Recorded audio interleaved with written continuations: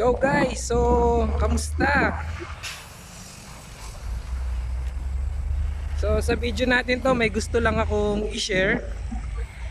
Bali, hindi muna tayo pupunta sa mga pasyalan pero meron tayong pupuntahan na tao at meron tayong kukunin doon.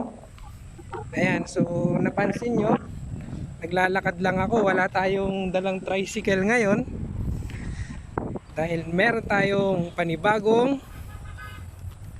Ayan, so makikita nyo, meron tayong dalang helmet. So may guess na ba kayo kung ano yung sasadyain natin sa lugar na ito?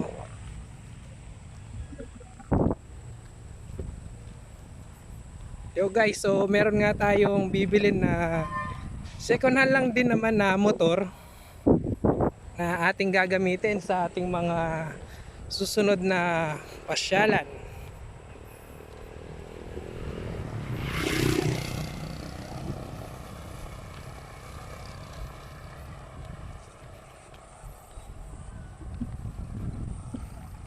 Yan, so tara, samahan nyo kung puntahan at tignan. Kayo nang humusga kung okay ba yung nabili nating motor. Let's go! Malayo-layo rin pala to. Ayan, so wala nga tayong service dahil sumabay nga lang tayo sa ating kaibigan at nagpababa tayo doon sa may bypass road.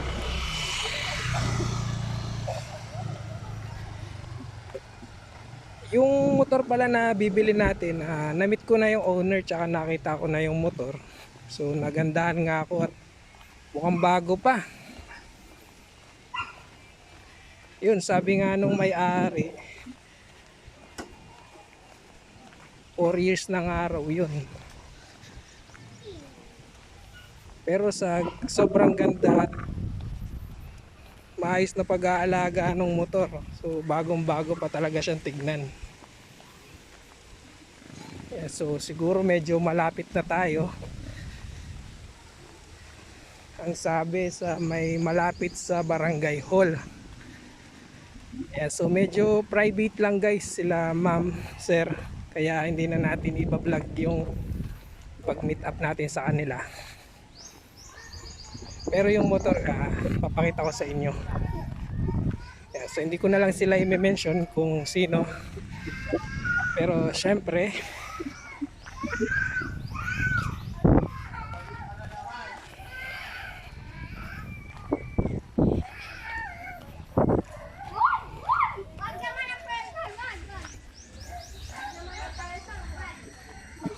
nagpapasalamat na tayo kay ma'am at sir na pinagkatiwalaan nila tayo na bilhin yung motor nila sa murang halaga lang guys, almost kalahati ng price ng brand new.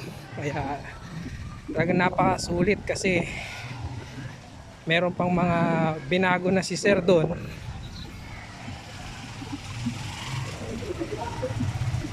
Kaya naman talagang sulit na sulit yung pagbili natin doon.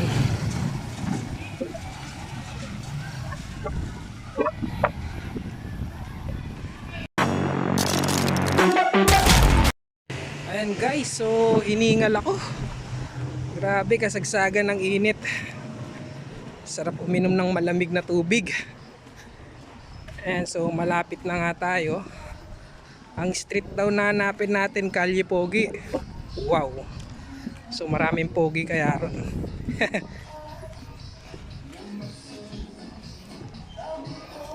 Ayan na, so nakita ko na yung barangay hall.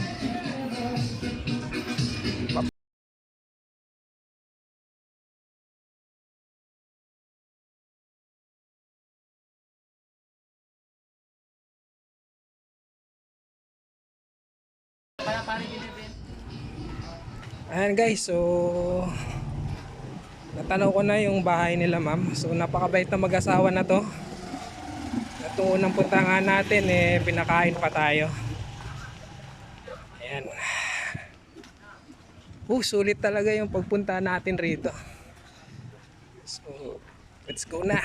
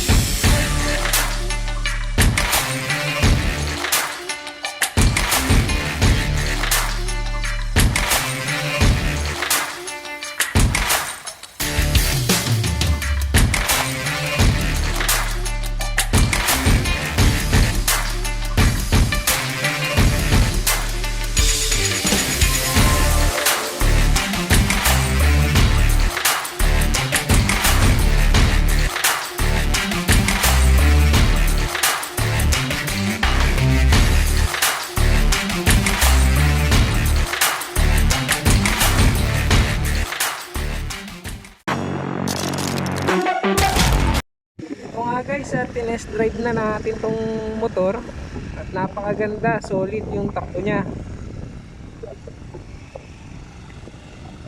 So abangan nyo guys yung update natin ng mangyayari niyan, yung ginagamit nating tricycle.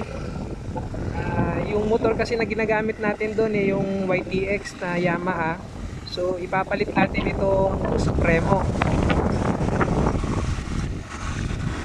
At yung YTX naman na meron tayong panibagong paglalagyan sa kanya. Yan, so wait nyo na lang yung update. So ready to go na nga tayo.